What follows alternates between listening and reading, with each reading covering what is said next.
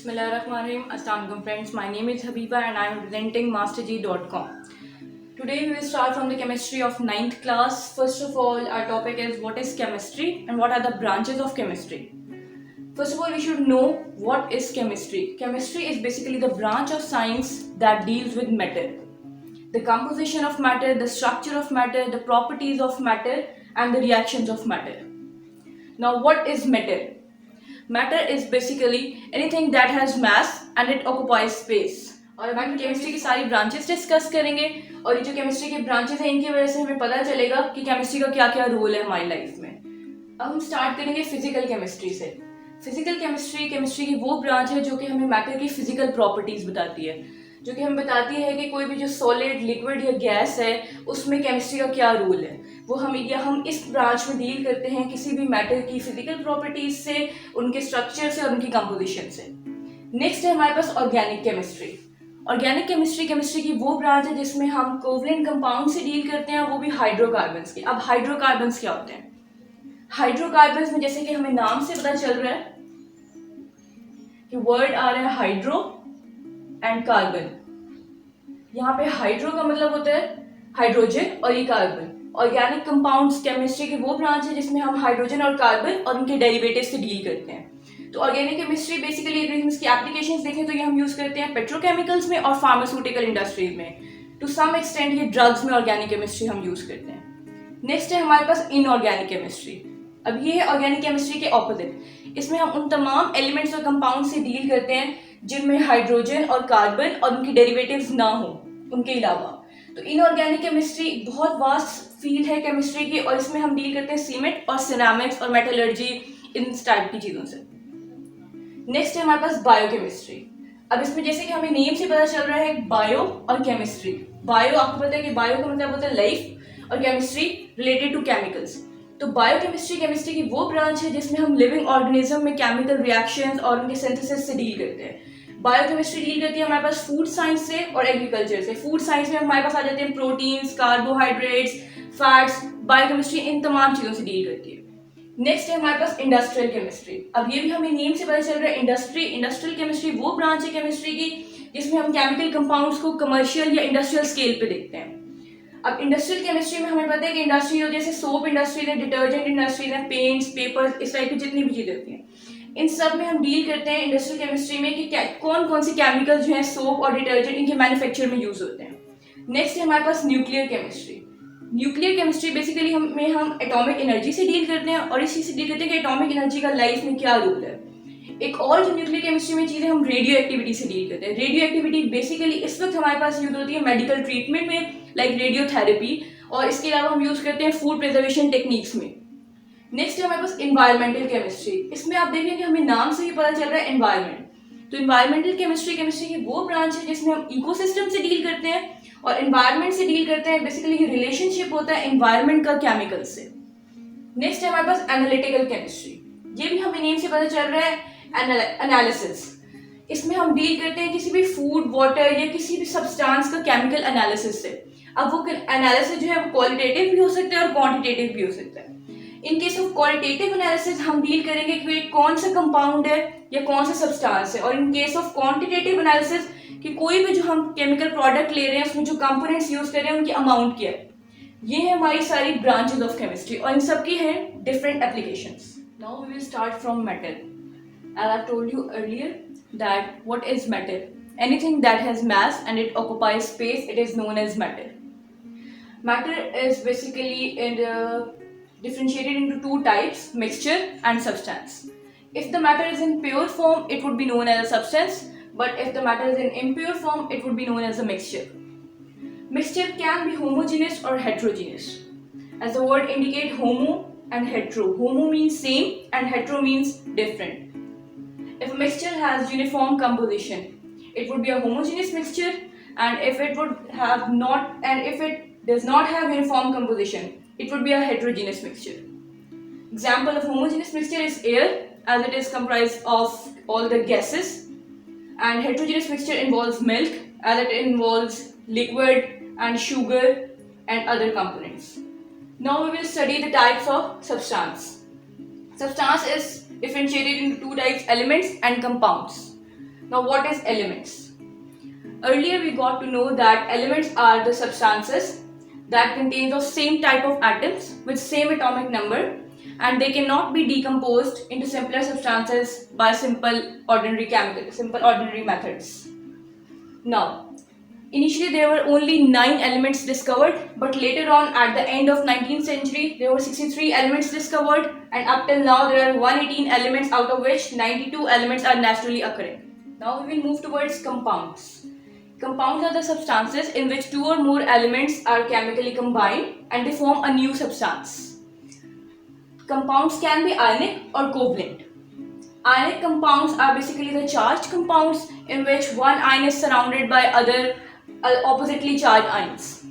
And in case of covalent compounds, we use the molecular form of compounds. Ionic compounds are represented by formula units and covalent compounds are represented by molecular form. जो ionic compounds होते हैं उनमें हम ये चीज़ देखते हैं कि एक आयन होता है, वो अगर पॉजिटिवली चार्ज है तो वो नेगेटिवली चार्ज आयन्स ने उसको सराउंड किया हुआ होगा. और कोवलेंट कंपाउंड में ये होता है कि 2 एलिमेंट्स जो होते हैं, 2 डिफरेंट एलिमेंट्स जो होते हैं, वो इलेक्ट्रॉन्स को शेयर करने के बाद जो बॉन्ड बनाते हैं वो कोवलेंट बॉन्ड होते हैं और उन कंपाउंड्स को कहते हैं कोवलेंट कंपाउंड्स. जो आयनिक कंपाउंड्स होते हैं वो मॉलिक्यूलर फॉर्म में इंडिपेंडेंटली एग्जिस्ट नहीं कर सकते. उनकी एग्जिस्टेंस जो होती है उसके लिए एक और एलिमेंट ज़रूरी होता है. लेकिन जो कोवलेंट कंपाउंड्स होते हैं वो मोलेकुलर फॉर्म में इंडिपेंडेंटली एग्जिस्ट कर सकते हैं. तो इस वजह से हम कोवलेंट कंपाउंड्स को मोलेकुलर फॉर्म भी कहते हैं, और जो आयनिक कंपाउंड्स होते हैं उनके लिए हम टर्म यूज़ करते हैं फॉर्मूला यूनिट्स. नेक्स्ट मूव करने से पहले हम पहले थोड़ा सा एलिमेंट के बारे में भी डिस्कस कर लेते हैं, क्योंकि कंपाउंड जो है वो एलिमेंट्स को ही केमिकली कंबाइन करने से बनता है. तो आपको ये पता होना चाहिए कि जो एलिमेंट्स हैं वो फ्री फॉर्म में भी हो सकते हैं और कंबाइंड फॉर्म में भी हो सकते हैं. जैसे कि हमें पता है कि एलिमेंट्स जो होते हैं वो नेचुरली उनकी अकरेंस होती है, और जो उनकी नेचुरल अकरेंस होती है वो सी लेवल्स में भी हो सकती है, ओशंस में भी हो सकती है, अर्थ क्रस्ट में भी हो सकती है. अगर हम फिजिकल स्टेट के तौर पे देखें तो element can be solid, liquid और गैस. और इसकी प्रॉपर्टीज़ की बेस पे हम इसको फर्दर जो है मेटल्स, नॉन मेटल्स और मेटलॉइड्स में भी क्लासीफाई कर लेते हैं. लेकिन इसमें मेजॉरिटी जो होती है वो मेटल्स होते हैं. 80% जो एलिमेंट्स हैं वो मेटल्स हैं. अब हम डिस्कस करेंगे कंपाउंड्स और मिक्सचर का डिफरेंस. जैसे कि हमें पता है कि कंपाउंड्स जो है वो केमिकल कम्बिनेशन से बनते हैं और मिक्सचर जो है सिंपल मिक्सिंग होती है सब्सटेंस की. अब कंपाउंड्स की एक और जो प्रॉपर्टी है वो ये है कि कंपाउंड्स जो है जब हम 2 एलिमेंट्स को कंबाइन कर देते हैं तो जो उन एलिमेंट्स की जो सेपरेट जो उन एलिमेंट्स की अपनी आइडेंटिटी होती है वो ख़त्म हो जाती है. अब जो एलिमेंट्स 2 एलिमेंट्स की मिक्सिंग से कंपाउंड बने, उस कंपाउंड की अपनी आइडेंटिटी होगी और उसकी अपनी प्रॉपर्टीज होंगी. लेकिन मिक्सिंग में ऐसा नहीं होता. जब हम 2 एलिमेंट्स को मिक्स करते हैं तो उन एलिमेंट्स की मिक्सिंग के बाद जो हमारे पास सब्सटेंस बनता है उसमें जो एलिमेंट्स मिक्स हुए होते हैं उनकी अपनी प्रॉपर्टीज रिटेन रहती हैं. थर्ड पॉइंट में हमारे पास ये है कि कंपाउंड्स की हमारे पास फिक्स्ड कंपोजिशन होती है, फिक्स्ड रेशियो होती है. लाइक अगर हमारे पास H2O है वाटर, तो उसमें हाइड्रोजन और वाटर की कंपोजिशन में हम रेशियो अगर लें तो उनकी रेशियो होती है 1:8 फॉर H2O. लेकिन मिक्सचर में ऐसा नहीं होता, उसमें किसी भी सब्सटेंस की किसी भी चीज़ की फिक्स्ड कंपोजिशन नहीं होती. नेक्स्ट चीज़ हमारे पास कि कंपाउंड्स जो है वो केमिकली बनते हैं, तो इसलिए कंपाउंड्स का हमारे पास एक फॉर्मूला होता है, केमिकल फॉर्मूला. वाटर का जैसे मैंने आपको बताया H2O, इस तरह सॉल्ट का होता है NaCl, लेकिन मिक्सचर का कोई फॉर्मूला नहीं होता. उसके बाद जो कंपाउंड्स हैं उनकी होमोजीनियस कंपोजिशन होती है, लेकिन जो मिक्सचर होते हैं वो हेट्रोजीनियस भी हो सकते हैं और होमोजीनियस भी हो सकते हैं. लास्ट पॉइंट है हमारे पास कि कंपाउंड्स का फिक्स्ड मेल्टिंग पॉइंट होता है, और जो मिक्सचर होते हैं उनका हमारे पास मेल्टिंग पॉइंट फिक्स नहीं होता, वो वेरी कर सकते हैं. कंपाउंड की जो फिजिकल प्रॉपर्टीज है वो हमने ये सारी डिस्कस कर ली है, और मिक्सचर की फिजिकल प्रॉपर्टीज, इनमें मेजर जो प्रॉपर्टी हमें ये पता होना चाहिए कि कंपाउंड अपनी आइडेंटिटी लूज कर सकते हैं लेकिन मिक्सचर अपनी आइडेंटिटी लूज नहीं कर सकते, और जो कंपाउंड्स होते हैं उनको हम किसी भी फिजिकल मेथड से सेपरेट नहीं कर सकते. लेकिन मिक्सचर में हम फिल्ट्रेशन की टेक्निक्स, डिस्टिलेशन की टेक्निक्स ये यूज़ कर सकते हैं इनको सेपरेट करने के लिए. अब आज का हमारा लास्ट टॉपिक है सिंबल्स और वैलेंसी. सबसे पहले हम बात करेंगे कि सिंबल्स क्या होते हैं. किसी भी एलिमेंट का जो सिंबल होता है वो उसकी एब्रीविएशन होती है, लाइक एलिमेंट के नेम की शॉर्ट फॉर्म. अब सिंबल उस एलिमेंट का जो नेम होता है वो इंग्लिश में भी हो सकता है, लैटिन भी हो सकता है और ग्रीक नेम भी हो सकता है. लाइक डिफरेंट लैंग्वेजेस में किसी भी एलिमेंट का नेम हो सकता है. अब अगर किसी भी एलिमेंट का जो सिंबल है, अगर 1 लेटर सिंबल है तो हम उसका फर्स्ट अल्फाबेट कैपिटल लिखेंगे, और अगर 2 लेटर सिंबल है तो उसमें हम फर्स्ट अल्फाबेट कैपिटल और सेकंड स्मॉल लिखेंगे. अब जैसे इंग्लिश एलिमेंट्स की बात हो रही है तो हाइड्रोजन इंग्लिश नेम है तो उसका एलिमेंट का नेम भी H है, सिंबल H है. कार्बन का सिंबल C, नाइट्रोजन N. अब सेकेंडली हम बात करेंगे Na जो सिंबल है सोडियम एलिमेंट का. ठीक है, इस लिहाज से सोडियम का सिंबल SO होना चाहिए था, लेकिन वो Na है, क्योंकि सोडियम का जो ग्रीक या लैटिन नेम है वो है नेट्रियम। नेट्रियम जो है वो एक लैटिन वर्ड है, इस वजह से उसका सोडियम का लैटिन नेम जो है नेट्रियम है, इसलिए उसका सिंबल भी Na है। सेकेंडली हम डिस्कस करेंगे वैलेंसी। अब वैलेंसी क्या होती है? किसी भी एलिमेंट की कंबाइनिंग कैपेसिटी, कि एक एलिमेंट की दूसरे एलिमेंट से कंबाइन करने की कितनी कैपेसिटी है। वैलेंसी की एक और डेफिनेशन हम इस फॉर्म में भी ले सकते हैं कि कोई भी जो एलिमेंट है उसमें जो एटम है, एटम का जो आउटर मोस्ट शेल है, जो उसका लास्ट शेल है, उसमें कितने इलेक्ट्रॉन्स हैं, वो होगी इसकी वैलेंसी। अब वैलेंसी कोवलेंट कंपाउंड्स की और आयनिक कंपाउंड्स की, ये दो डिफरेंट टॉपिक्स हैं। कोवलेंट कंपाउंड्स की वैलेंसी ये होती है कि कोई भी जो हम एलिमेंट ले रहे हैं, कोई भी हम जो कंपाउंड ले रहे हैं, उसमें एक एटम के साथ कितने हाइड्रोजन एटम अटैच्ड हैं, वो उसकी होगी वैलेंसी। फॉर एग्जांपल अगर हम एग्जांपल लेते हैं अमोनिया की,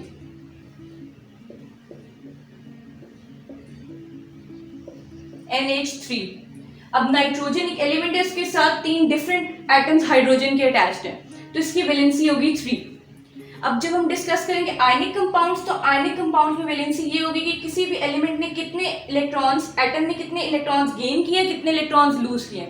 इस बेस पे हम डिस्कस करेंगे आयनिक कंपाउंड्स की वैलेंसी। अब हम आयनिक कंपाउंड्स की वैलेंसी डिस्कस करेंगे। आयनिक कंपाउंड में जैसे मैंने आपको बताया कि वैलेंसी डिपेंड करती है कि कितने इलेक्ट्रॉन्स गेन हुए या कितने इलेक्ट्रॉन्स लूज हुए। तो सबसे पहले पता होना चाहिए कि जो इलेक्ट्रॉन का आउटर मोस्ट शेल होता है, उसको कंप्लीट करने के लिए हमें 8 इलेक्ट्रॉन्स रिक्वायर होते हैं। अगर इलेक्ट्रॉन्स जो हैं 5 इलेक्ट्रॉन्स से कम होंगे, तो जो वैलेंस शेल होगा, वो जो आउटर मोस्ट शेल होगा, वो अपने इलेक्ट्रॉन्स लूज कर देगा और खुद को स्टेबल कर लेगा। लेकिन अगर इलेक्ट्रॉन्स 5 इलेक्ट्रॉन्स होंगे या 5 इलेक्ट्रॉन से ज़्यादा होंगे, तो उस एलिमेंट की कोशिश होगी कि वो दूसरे एलिमेंट से या दूसरे एटम से अपने लिए इलेक्ट्रॉन्स शेयर करे और खुद को स्टेबल करे। अब ये इसकी 2 डिफरेंट एग्जाम्पल है। फॉर एग्जाम्पल अगर हम सोडियम एटम की एग्जाम्पल लें, तो सोडियम का एटॉमिक नंबर है 11। एटॉमिक नंबर होता है कि इसमें कितने इलेक्ट्रॉन्स हैं। अब सोडियम के हैं हमारे पास शेल्स, फर्स्ट शेल में हमेशा 2 इलेक्ट्रॉन होते हैं, 2 इलेक्ट्रॉन होते हैं फर्स्ट शेल में। उसके बाद हर शेल में हमारे पास 8 इलेक्ट्रॉन्स होते हैं। अब 11 इलेक्ट्रॉन्स हैं, तो अगर हम इनको डिवाइड करें, फर्स्ट शेल में आ गए 2 इलेक्ट्रॉन्स, रिमेनिंग है हमारे पास 9 इलेक्ट्रॉन्स। सेकेंड शेल ने खुद को स्टेबल किया, उसमें 8 इलेक्ट्रॉन्स आ गए, अब 1 इलेक्ट्रॉन रह गया। अब जो आउटर मोस्ट शेल है सोडियम का, उसके पास सिर्फ 1 इलेक्ट्रॉन है। तो इसका मतलब है कि सोडियम का जो वैलेंस शेल है, उसको खुद को स्टेबल करने के लिए 7 मोर इलेक्ट्रॉन्स रिक्वायर्ड है। तो 7 इलेक्ट्रॉन्स किसी और इलेक्ट्रॉन से शेयर करने की जगह वो ये करेगा कि अपना ये वाला इलेक्ट्रॉन लूज कर देगा और खुद को स्टेबल कर देगा। जब सोडियम अपना ये वाला इलेक्ट्रॉन लूज कर देगा, तो ये पूरा जो लास्ट आउटर मोस्ट शेल है, इसका रिमूव हो जाएगा और अब सोडियम एटम स्टेबल है। अब क्योंकि इसने 1 इलेक्ट्रॉन लूज कर दिया है, तो इसके ऊपर आ जाएगा चार्ज। 1 इलेक्ट्रॉन यूज किया है, तो इसके ऊपर +1 का चार्ज आ जाएगा और इसकी वैलेंसी हो जाएगी 1। सिमिलरली नेक्स्ट है हमारे पास ऑक्सीजन एटम। ऑक्सीजन एटम का एटॉमिक नंबर है 16। इसका मतलब है कि इसके अंदर 16 इलेक्ट्रॉन्स हैं। अब फर्स्ट शेल में आ गए इसके 2 इलेक्ट्रॉन्स, नेक्स्ट शेल में आ गए 8 इलेक्ट्रॉन्स, तो ये टोटल हो गए 10 इलेक्ट्रॉन्स। अब जो आउटर मोस्ट शेल है उसमें है 6 इलेक्ट्रॉन्स, 2, 3, 4 और 6। आउटर मोस्ट शेल को कंप्लीट करने के लिए रिक्वायर्ड है 2 मोर इलेक्ट्रॉन्स। अब 2 ऑप्शन है ऑक्सीजन एटम के पास, या तो वो अपने पूरे 6 इलेक्ट्रॉन्स जो आउटर मोस्ट शेल में 6 इलेक्ट्रॉन्स हैं सबको लूज कर दे और खुद को स्टेबल कर दे, या फिर खुद को स्टेबल करने के लिए किसी और एटम से 2 इलेक्ट्रॉन्स गेन कर ले और खुद को स्टेबल कर ले। तो ऑक्सीजन एटम 2 इलेक्ट्रॉन्स गेन करेगा, 2 इलेक्ट्रॉन इसमें ऐड होंगे और ये खुद को स्टेबल कर लेगा। अब क्योंकि इसमें 2 इलेक्ट्रॉन्स ऐड हुए ऑक्सीजन में, तो इसके ऊपर नेगेटिव का चार्ज लगेगा और 2 इलेक्ट्रॉन्स ऐड हुए तो -2 का चार्ज।